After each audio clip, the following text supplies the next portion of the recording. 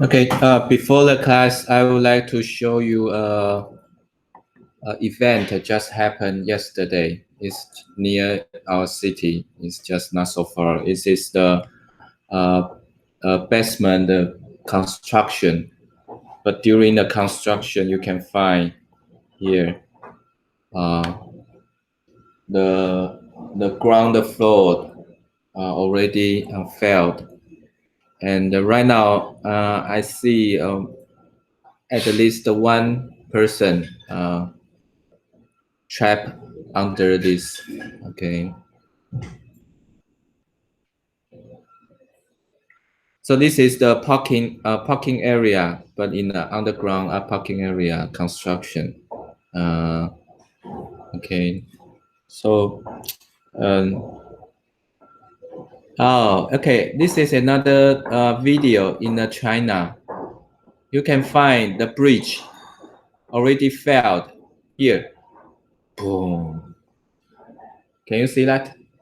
Let me show you again from the previous one. Oops. Sorry.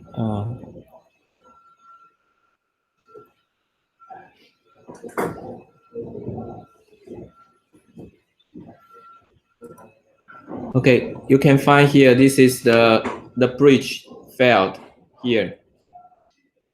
Okay, can you see that? And the next, this is the. I think I'm not sure this mini fan, the driver okay or not. Oh, okay. Oh, okay. Almost the. But you can find here. This is another car already. And I think I already show you the video of the rock fall.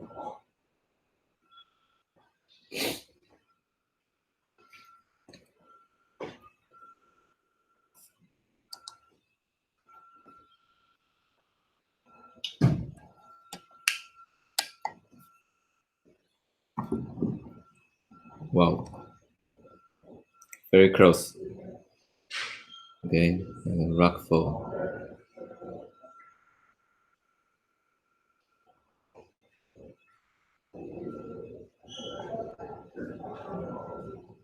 Okay, let me see another.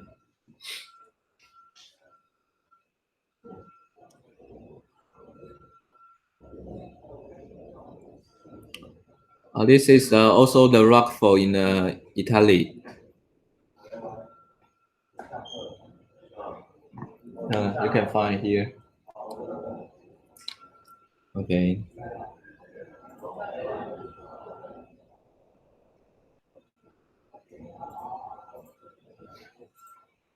It's a church, very close to the church. Okay, and the next, this is some of the levee and the embankment. I already showed you before. The embankment failed in Japan during the rainfall event. This is in the last year, maybe I think in October. Okay.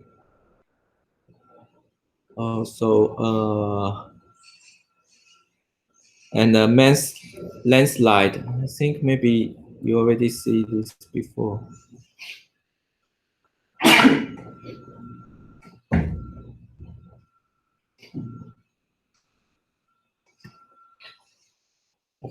Yeah. Also, this is a rockfall.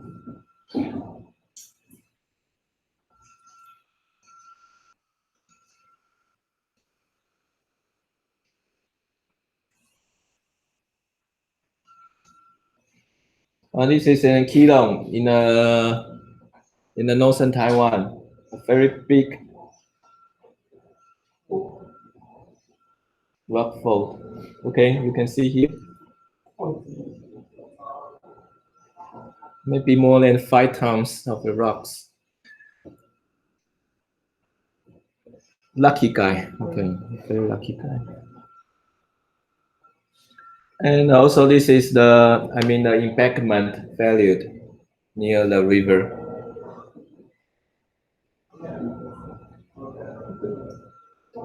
Yeah.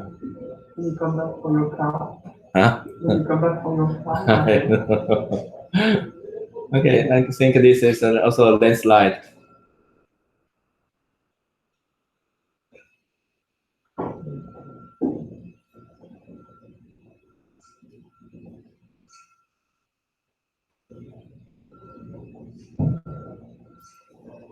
I think sometimes this is not so easy to have a pre-warning, but think about it. If you are an engineer, how can we prevent? How can we have an early warning before the maybe the landslide, the rock fall, or some kind of the structure failure?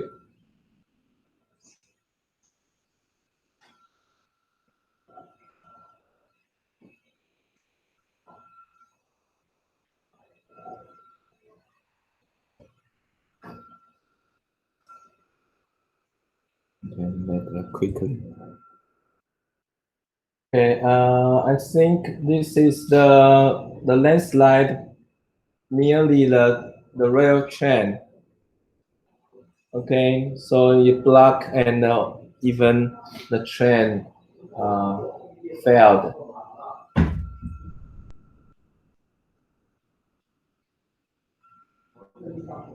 Okay, so also this is the big landslide.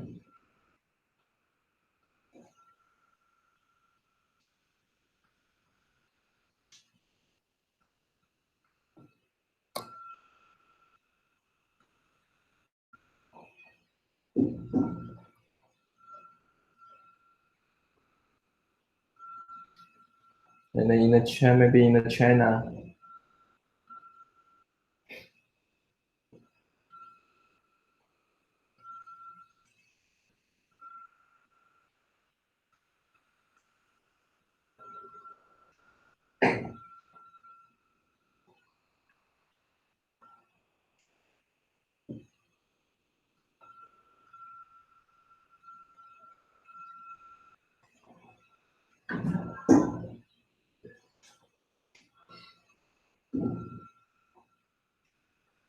Still not the rock fall, so you can see the window have a leakage. Oops. Okay, I think this is the during the construction.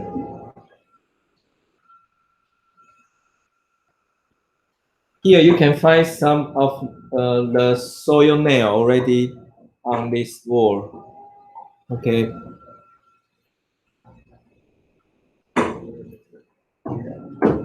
Okay, I think maybe this is in Europe.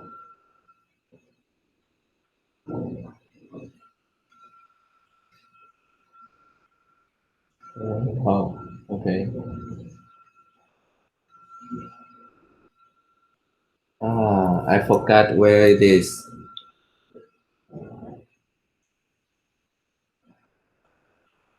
So you can find this is a movement of the slope.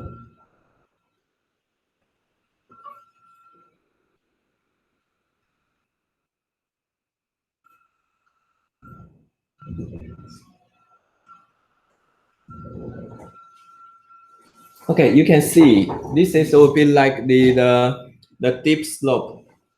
Okay, so the slope direction along the layer direction, soil layer, rock layer. Okay, and then this massive landslide.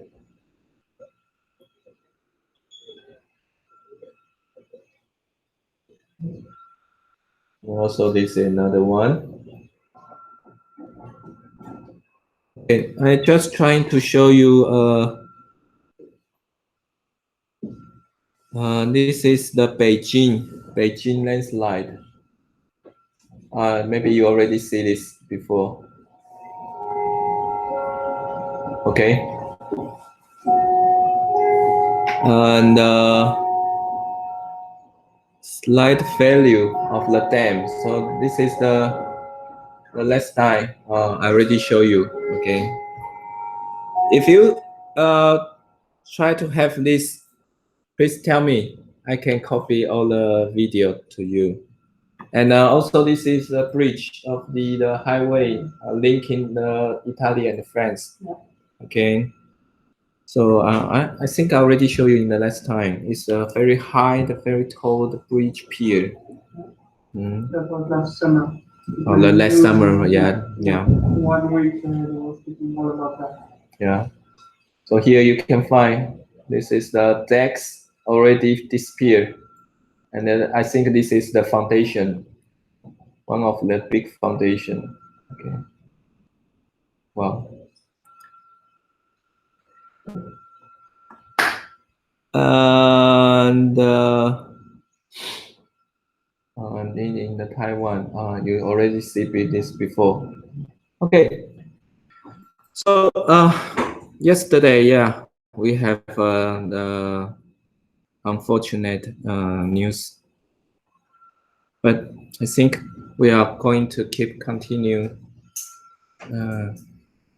here. So please, maybe you already download the lecture by yourself, and I would like to extend to the chapter 2.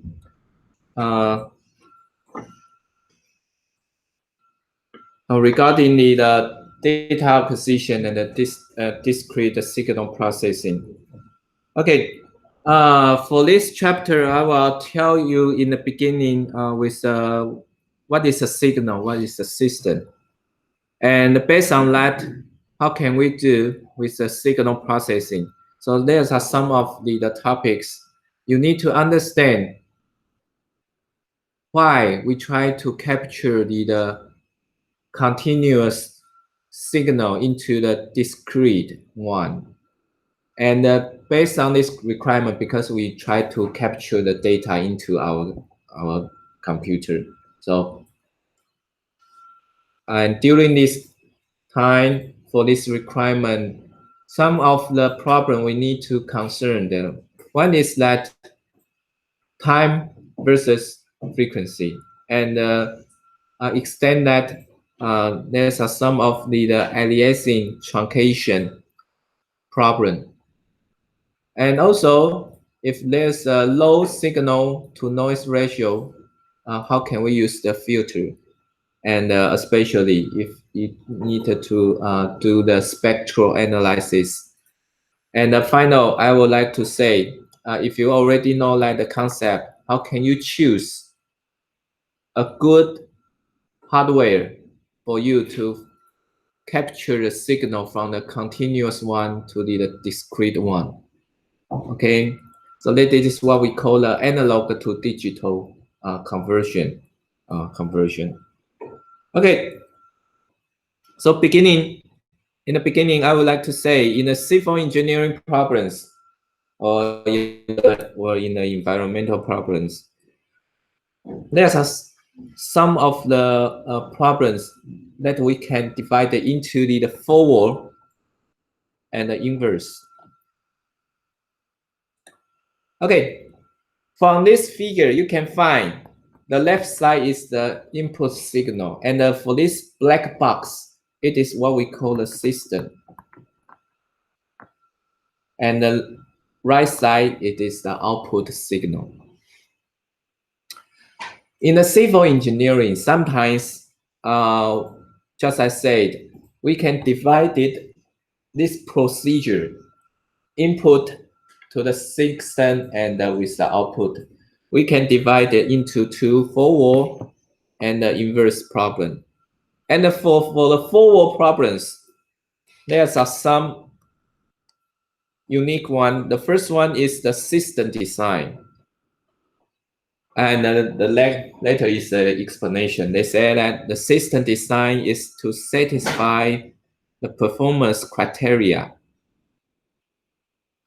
Okay, means that for you, from the undergraduate school to now, you already learned maybe the basics of the mechanicals and the soil mechanical, structure mechanical, the fluid mechanicals.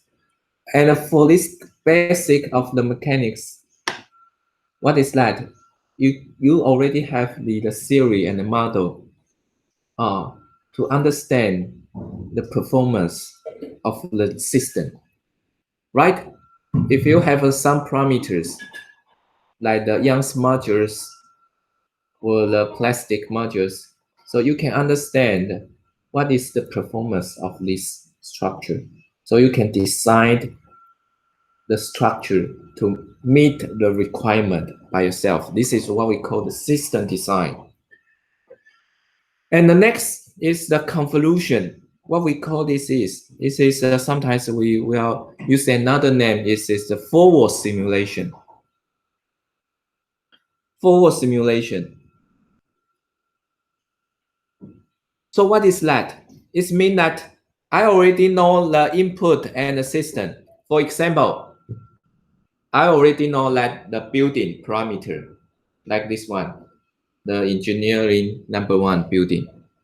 I already know the material properties. And I already know the input. What is the input? Like the earthquake. I already know the earthquake. I already know the system, the building. The building is the system. So unknown is output. So I can use some of the theory and what we call the forward simulation to simulate what? The output. What is the output? For example, vibration and also the displacement of this building, right? So this is what we call the forward simulation or the convolution. Convolution of what? This is the input, and this is the edge system, and this is the output. Sometimes we will use the X and Y. So the convolution is what? It means that the real convolution. You already learned from your maybe the engineering mathematics before. Okay. So sometimes this is a very, very famous, very understanding in the numerical simulation and the numerical modeling. Okay. Maybe some of your thesis is using this kind of the concept to evaluate the output. Okay. And for the other part, inverse problem. There's also two kinds of the inverse problem. The first one is a system identification. So it is a different. What is that? I know the input X and also the output Y. Means that I can understand the behavior of the earthquake as an input. And I already know that maybe the structure of this, the final, the displacement and the vibration behavior. So what is the unknown? Unknown is the edge. It means that the building property. Sometimes for very old and very, I think, very large building, some of the parameters are not easy to identify or investigate. And of course, for the nature environment, some case like the sliding or the land subsidence, because the material is underground. So unless you can have an investigation to take core or have some of the field experiment, otherwise you cannot understand.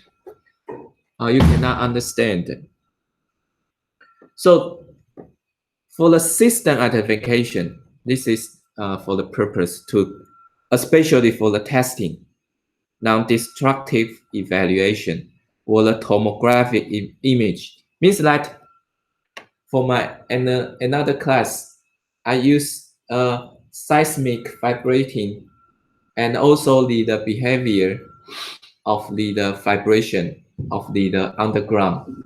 So then I can understand, oh, maybe there's some of the stiff layer and soft layer underground. So I can have our own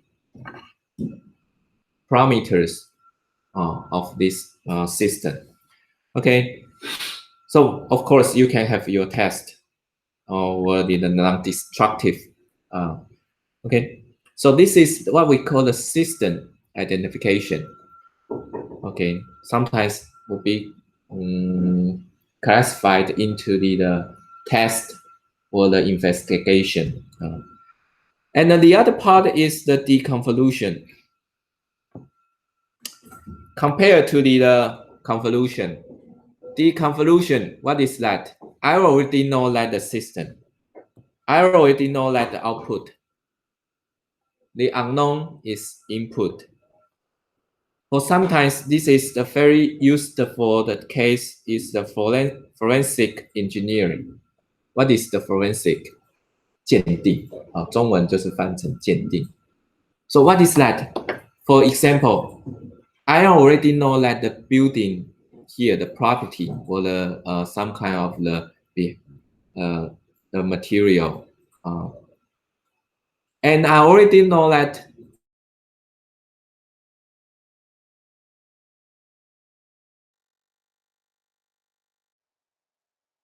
of some of the event. But for the deconvolution, maybe I can find what is the cause, what is the reason for this kind of the result.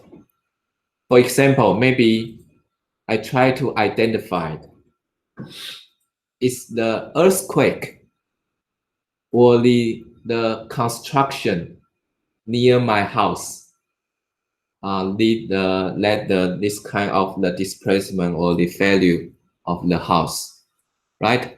So this is what we call the forensic engineering. Okay, so I think this is the very basic concept of the signal and the system with the flow, input, system, and the output. So we can divide it into the forward and the backward. And the forward, we usually understand the system design and also the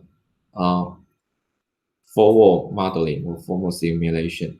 For the inverse problem, sometimes it is very easy and very famous for the testing because you try to understand the property of the material of your system.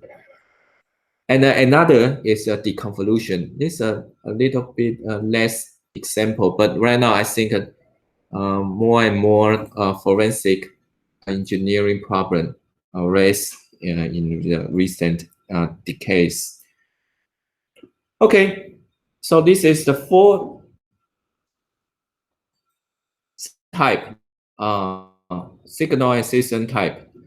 But I would like to extend, if you try to have divided the system into the different aspects, we may have 4 categories. The first one is the lump or the distributed parameter systems. And the second one is the causal or non-causal systems. And the third one is the linear or non-linear. And the last one is the time invariant or the time variant systems. So let us see.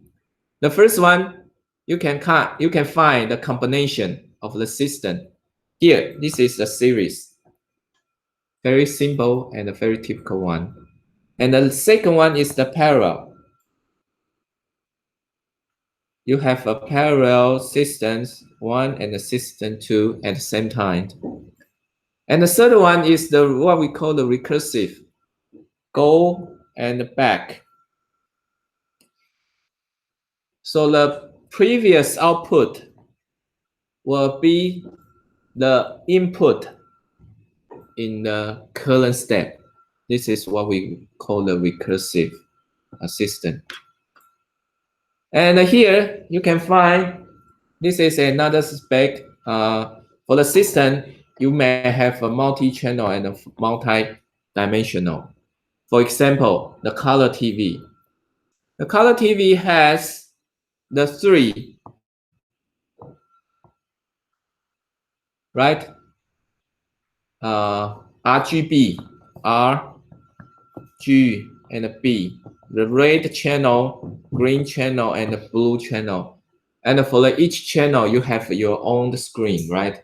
Your dot, the coordinate X and Y, and also the time. So this is the multi-channel and the multi-dimensional problem as for this example, color TV.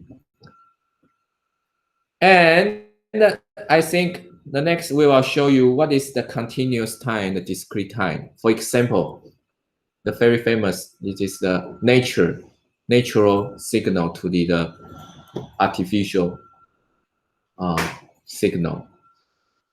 Right now, you can hear my voice. You can see the screen.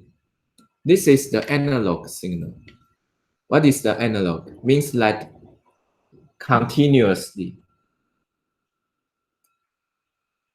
You cannot divide the analog signal to the pieces in a very small time. You cannot. This is the what we call the continuous series. But in a PC, in the electrical world, because we have a limited storage space, so we try to divide it, the continuous signal into the pieces, what we call the discrete signal.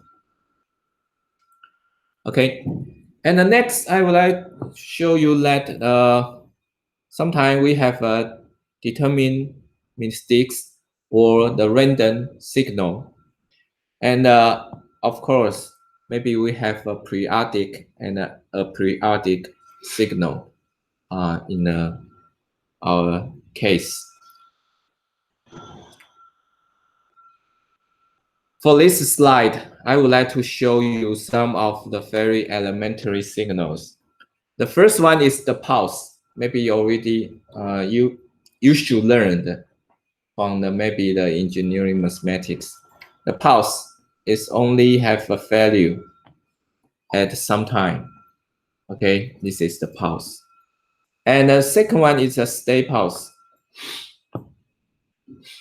Okay, the integration of the pulse will be the step pulse, and for the diffraction of the step pulse will be the pulse signal. And for the second part is the sinusoid, like the sine or cosine signal, sine or cosine signal. Okay, and the other one is the exponential signal. So if you combine these two, they will have a sinusoid and an exponential signal. Sometimes this is what we call the ODE problem. Okay, ODE problem, especially for the damping system, spring and the damping system. In the civil engineering, we would like to simulate the behavior, dynamic behavior with the what? Spring, mass, and also the damper. So we have a K, M, and a C. So sometimes we may have our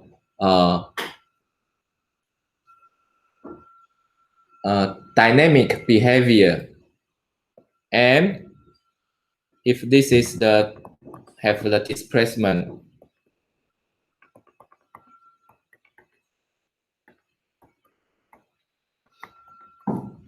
okay. So this is our equation for the behavior, dynamic behavior, right?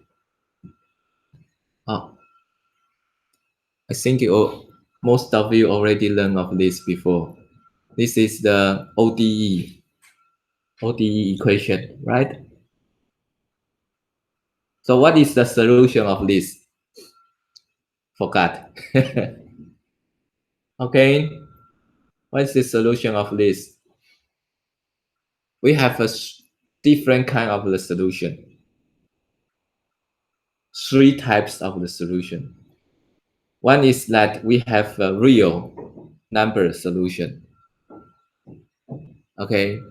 And the second one, we have a repeat solution. And the third one, we have a complex number solution. So for this is the complex number solution. We also have the vibration and also the decrease of the response. Okay, so this is what we call the spring damper mass system. Okay, and the final one, this is the wavelet. This is the wavelet. So this is our elementary signal types. And the next, I would like to show you, based on this elementary signal, and the next, I would like to show you a Fourier series. This is the very typical example for you. For any signal, for this one, this is the triangular signal, like this. And this is the step-out signal. For each signal, based on the mathematics point of view, you can use the Fourier series to generate this kind of the signal. For this one, this is the first part, second part, third part, and the fourth part. So if I have unlimited for the Fourier series in the mathematics, if I have an unlimited series, actually I can build a very perfect triangular pulse, right, with a different frequency of the component. The first one is the lower frequency. With the high one is a higher frequency. This is the same. First, second, third, and the fourth.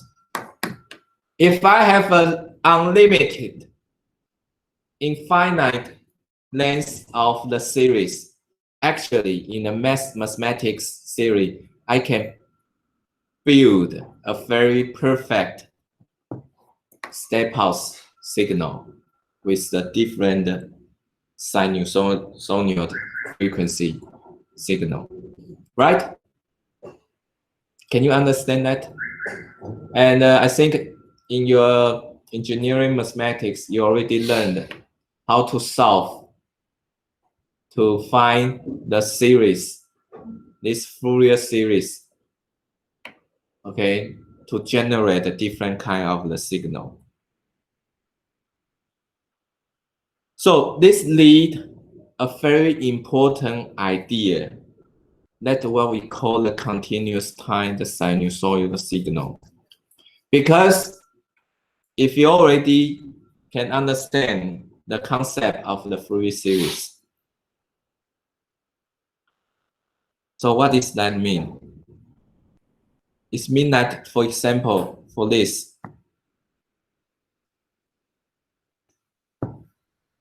I can use the maybe 1, 2, 3, 4 to combine the step-out signal with the different frequency. So for this, I have a frequency for the 1 Hertz.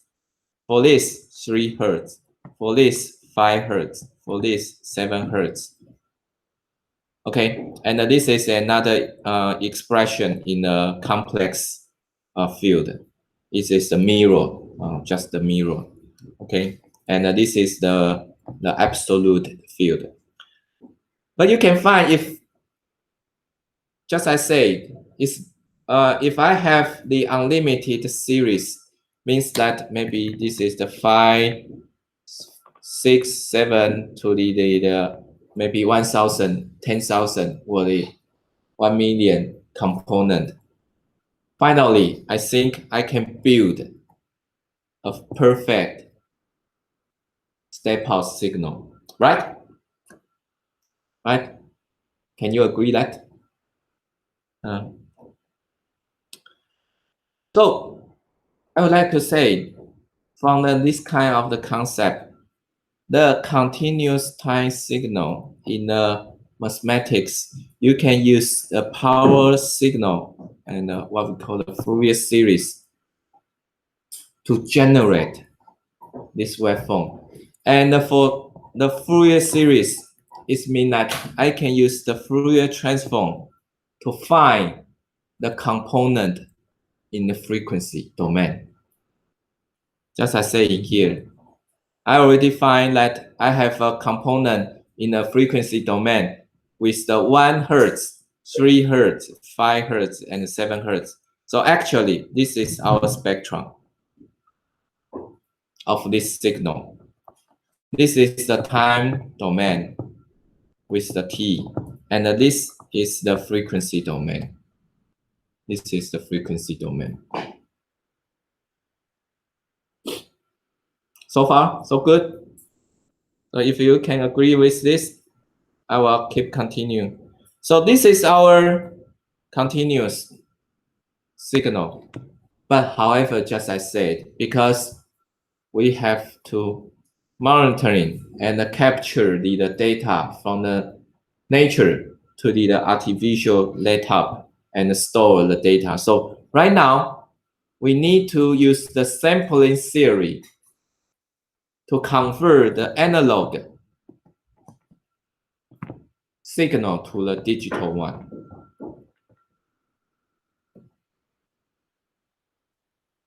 So here we need to understand and learn what is the sampling theory. And of course, with the sampling theory, we already have the discrete time signal. So similarly, we may have the discrete time Fourier transform and the series. Okay, I hope you understand the concept so far. And sometimes I know that most of you afraid of this equation. Okay, but I would like to say here, just as I say, we should focus on the continuous time here. If we look much in detail with the time duration, if I have a continuous time and infinite length of the signal, actually, we should use the Fourier transform for the conversion from the time domain to the frequency domain. To the frequency domain. However, if I just looking into the finite length of the signal, also this is a continuously. We can use the Fourier series to transfer the concept. Okay, and the same time, if I look for the discrete time, in finite length, I use the DTFT, discrete time Fourier transform. So here, and this is the Fourier series, discrete Fourier series in the finite length, in the discrete time. Okay, I just show you the basics of the mathematics, but I would like to say, don't worry. You don't need to remember all of this equation because we can use MATLAB. Okay, this figure is very, very important. So please, you need to see, you need to understand, Okay, here. For the previous, I would like to start it with the case B. What is the case B? It means that the same impulse and the extended continuously, right? So just as I say, I can use the Fourier series to combine this, right? If I have enough orders of the series. Okay, so I can distinguish each element of the series, the frequency component, just as I say in this figure, right? If I have this, so I can find the frequency component in each element of the Fourier series. So each component have their own frequency, right? For example, here, this is a 3 Hertz, 5 Hertz, and 7 Hertz. So here you can find, if I change to this continuously and periodic signal into the frequency domain, that will show you a discrete element. I mean, you can identify each component in the frequency domain, right? Right? But let us to check the first case. For this case, what is the difference compared to the second one? What is the difference? It's still continuous, but this is a periodic. Means that I truncate. I just look here. I just separate the time length because I don't have time to have the continuous and periodic signal. I just only have a limit time. So in this limit time, this signal just repeat once, for example. Okay. So for this kind of a periodic signal, if I try to use the Fourier series to find the component and generate this figure, just like the animation here, the right side. What is the problem? Because this is only repeat once. 它只出现过一次. So I need to use a very, very, very longer length of the series to generate this periodic signal. Means that actually I also use the time series, Fourier series for the concept of this here, Fourier series. Okay, but however, I may have, just like you can see what I plot.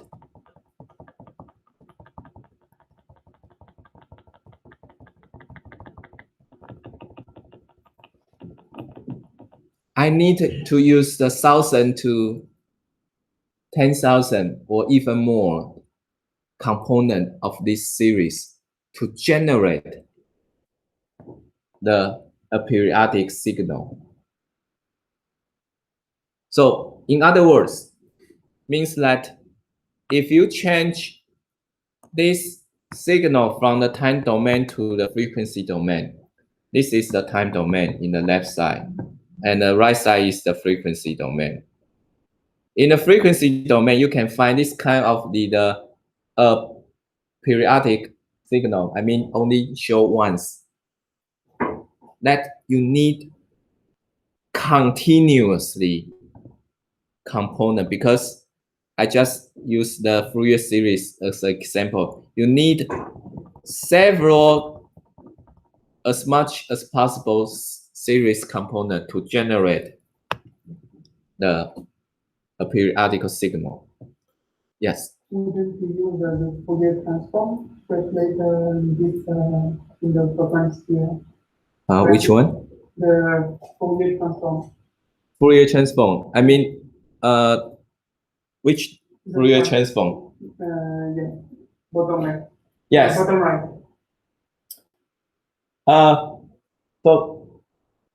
right. This is the Fourier transform.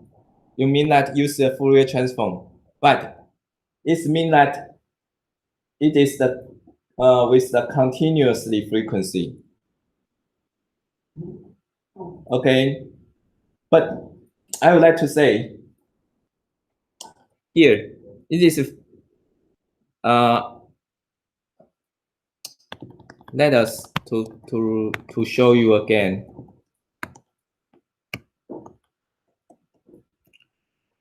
In the case A and the case B, what is the difference in the time domain signal? It's just only once, showing once, right? And this is the repeat. But because of the time truncation, the first case only showed once, right? So from the B, it is very easy to understand if you use the Fourier series. You can find you just only have the limited component, then you can generate this continuous and periodic signal. But when you try to use the Fourier series to generate the signal only appear once in this time of a period of time. So the component of the Fourier series should be much larger as possible. Okay, so you can find here is maybe only the limited component we can generate the periodic signal. But in here, we need infinite component. Means that in this is the integration expression. That's you call the Fourier series, Fourier transform. Okay, the same concept. Okay. So now I would like to extend to the third one and the C case and the D case. This is the continuous, and this is the discrete in the D, C and the D. 我希望大家这个要很明确哦，因为这个就是基本的这个讯号处理的概念哦。Okay. So for the C, this is the infinite length. Oh, sorry. This is the finite. Okay. This is the finite. The series in this infinite. But here you can find if you compare this to this and compare C with the A and compare D with the B, I think you can have a similar way to understand. Okay, for the C, this is a discrete signal. So this is the expression of the discrete because maybe there's some space between the data point. Okay, only maybe 1 second you have a point 2 seconds, you have a point, but between the 1 and the 2 seconds, there is no data. So this is what we call the discrete, not continuously. But if you use the discrete Fourier transform, you can find the frequency domain still continuous, but with the periodic. So why we have this kind of the periodic? In the next, I would like to show you the time aliasing problem. Okay, time aliasing problem.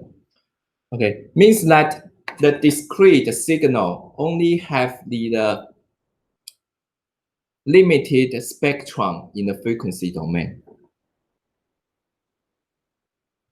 If you try to look the frequency domain higher or the lower, you can find this is just the repeat. So actually, I would like to say, for any kinds of the discrete signal, you just only have the limited spectrum in the frequency domain. So this is based on your sampling frequency and the length. Okay, so for example here, I just only can see this spectrum, but behind or lower, this repeat again. Okay, so this is only the real spectrum you can get from the discrete and the limited spectrum here. But if you use the discrete signal, but this is a periodic, I mean, this signal is repeat again and again. So for the Fourier transform, you can get the discrete Fourier transform. However, still again, you just can't find the limited spectrum. Okay, so this is because of the sampling series. So next, let's ignore this. If you are interested with this, you can have a detail. But I would like to say, very famous theory, time domain aliasing. And this is another name, what we call the Nyquist frequency here. So there will be a very good example. For the black line, this is the original signal. Continuous signal, analog signal. But if I use the sampling with the constant interval, for example, every 1 second I got the sample. Every 1 second I got a sample. For the left side, this is the time interval.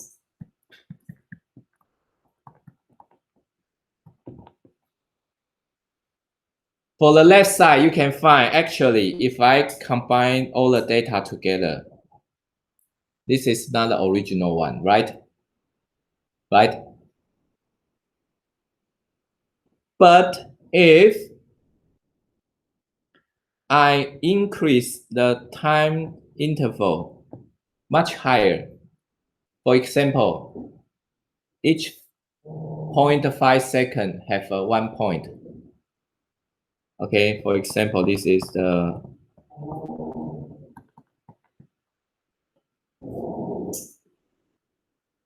so what happened if I have this black dot together, 1, 2, 3, 4, 5, 6.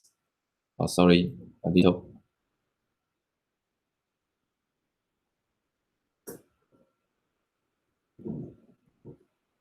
They will be much similar with the original one, right?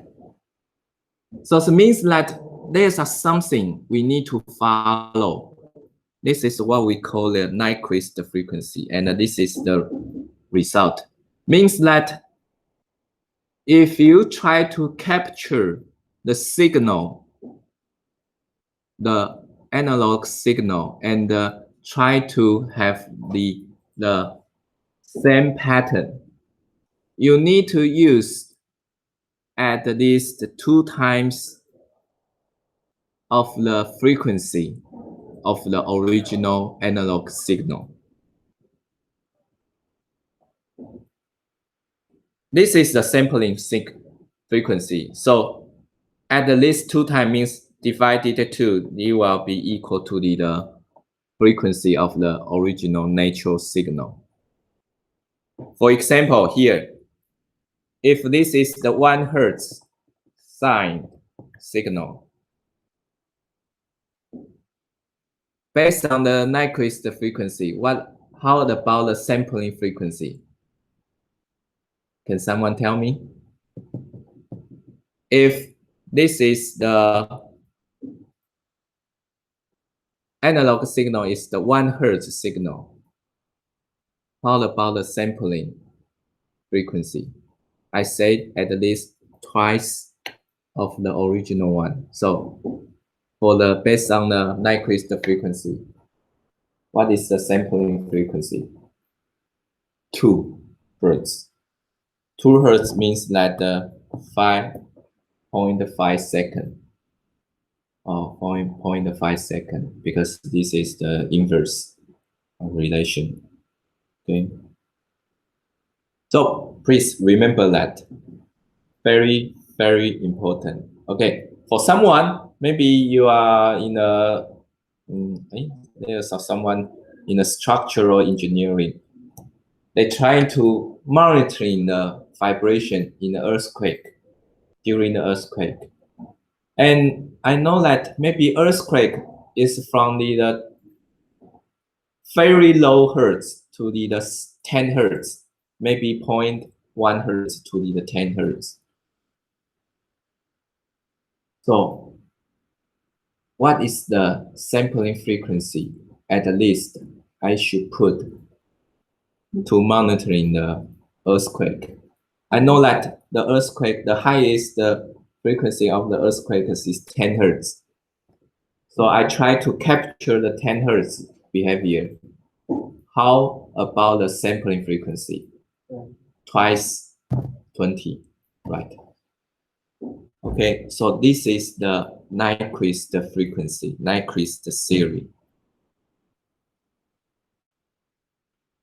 Otherwise, let us, because we don't have so much time to I try to explain this for the time aliasing. This is the original analog signal. And this is the original spectrum.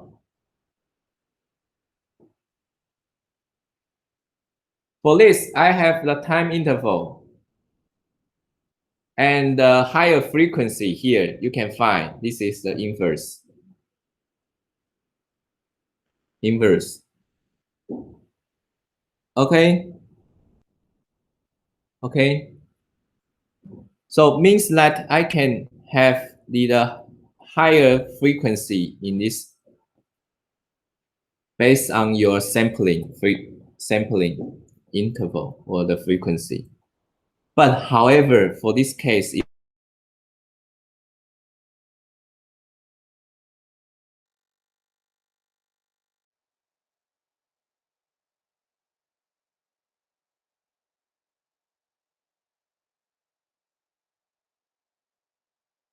to repeat again. So in this area, you have the problem of the aliasing, because means that in this area you cannot distinguish the component of this signal. You just only can understand the component in this area. So how can we improve unless increase, oh sorry, this is, I should put here, increase the time interval, the twice frequency. So this will be extended to the here, right? So I can check all the frequency here. Oh, I can check all the frequency here. Okay, because just I say, you need to use the twice of the sampling frequency compared to the original one. So if you try to monitor into this area, you need to try to twice at least. Twice at least. So in the frequency component, if you don't have the twice at least of this sampling frequency, just as I said, for example here, you just only can see the component here, but the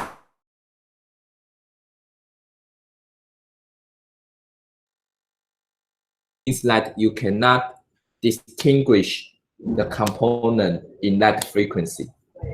You don't know the component of the signal. You cannot tell from. Okay.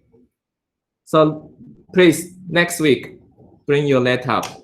Okay. I supposedly today, I think we can have a practice of the aliasing, but never mind. Next week, we will keep practice with the aliasing and truncation of the signal processing. All right. So if you have any problem, I already give you the video online. Okay. So you can check the video by yourself. So see you.